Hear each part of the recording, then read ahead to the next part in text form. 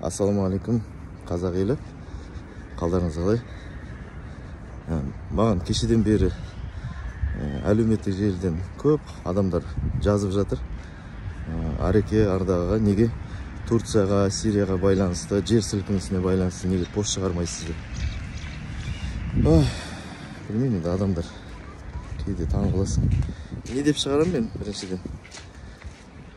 Мен кеше мысалы сториске жаздым, дұға жасайық дедім. Енді о жаққа шығарған кезде, жарайды, пост шығардым, ал не пайда?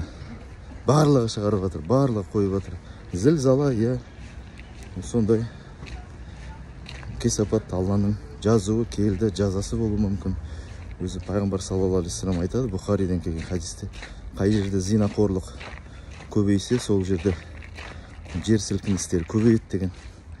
Енді ол Алланың қалауы болуы мүмкін, әртүрлі жағдайлармен жер сілкініс болады бір. Екіншіден, мен ол кісілерге айтарым, мен 5 уақыт намазда сол Түркия болсын, Сирия болсын, сол жақта қанша мұсылмандар жапа шегіп жатыр ғой. Соларға мен 5 уақыт намазда дұға жасап жатырмын. Сол маған жазып жатқан болсын.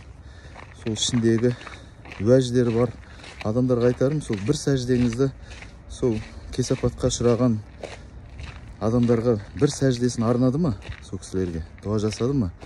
Мен осыны сұрағым келеді. Маған сұрақ қойғандарға да. Сол себепте ағайын YouTube жазуға болмайды. Ол видео, пост, фото жібергеннен ешқандай пайда жоқ. Ақыретке де сіздің пайдаңыз жоқ. Оларға да ешқандай пайда тиіп атқан жоқ. Түркиядағы мұсылмандарға. Сол себепте не пайдалы, не пайдасыз екен бірінші адам ажыратып алу керек. Ең бастысы өзіміз аман болайық. Мен мысалы намазымда сұрайтыным сол кесапатқа, жер сілкінісінде қайтыс болған адамдар шахидтерден болса екен. Тірі қалғандар аман болып, сол тезірек өздерінің үйлеріне, өздерінің отбасыларына оралса екен, аман болса екен.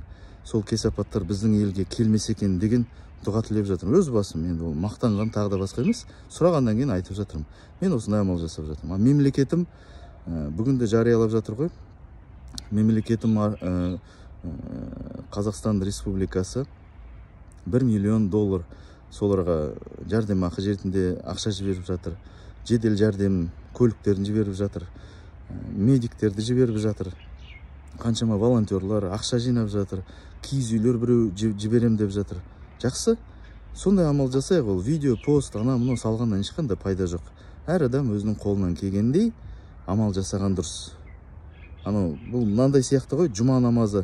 Жұма күні келеді ғой, жұма намазы болған кезде жұма мубарак деп стикерлерді барлығына фотолар жібереді, бірақ өз жұма намазына бармайды. Мен осындай сияқты теңеймін ондай нәрселерді. Сол себепте видео посттан салғаннан ешқандай пайда жоқ. Дұға жасаңыздар, қол жайыңыздар. Олар үшін, қайтыс болғандар үшін дұға жасап, Алла тағала олар шахидтерден қылып жарылқасын. Еліміз содан сақтансын. Алматы өте сейсмический жерде орналасып отыр. Өзім Алматыда тұрғаннан кейін. Осы Алматы аман болса екен, күнәлар азайса екен деп дұға тілейік.